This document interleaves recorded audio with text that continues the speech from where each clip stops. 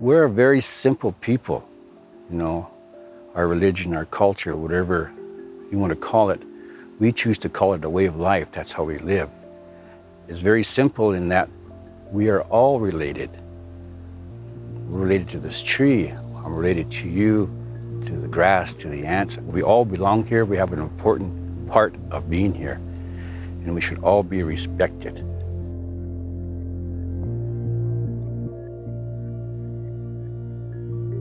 Buffalo and Lakota people have always had this sacred relationship. In our creation stories, we were one and the same. We didn't know how to live, and we were kind of starving, and so the buffalo really came out and sacrificed themselves so that we could live. They taught us how to be good relatives and how to care for the earth and one another. We've always been told that if you take care of the buffalo and the land, and they'll take care of us. So not only are they a keystone species for the prairie, but they're a really big part of our culture as well. And I think there's just a mirror of their own kind of history with our own as a people. They lived here in North America in big herds, and they were the first thing that were attacked in terms of trying to decimate our food system. So they went from millions to a couple hundred, and they were definitely on the verge of extinction.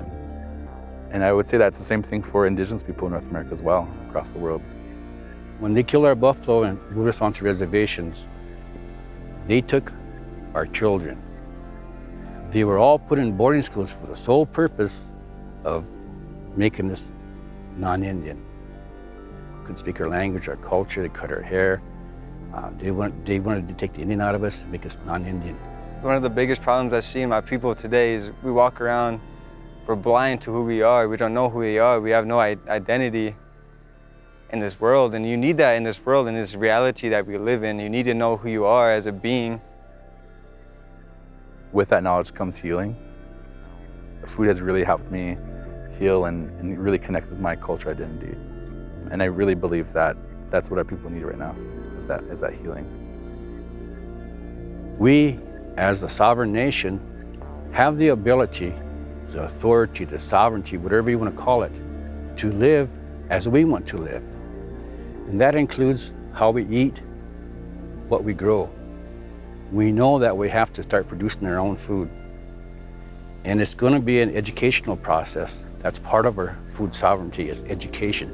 Why do we grow this? Why do we need to eat this? How do we grow this? How do we prepare it?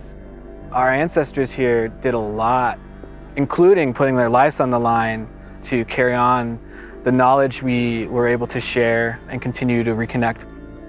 Our generation needs to pick up that fight. When I think specifically about the folks here fighting for food sovereignty, and I say fighting because it is a fight. The systems that exist weren't built in a sustainable way. They weren't built for us to prosper here, and we're up against that. People are going out and learning how to harvest, and more people are actually wanting to garden as well. And I think that's the beauty of our food system. We're still defining it, and it has components of traditional food knowledge, but also modern foods as well. What would modern Lakota food look like?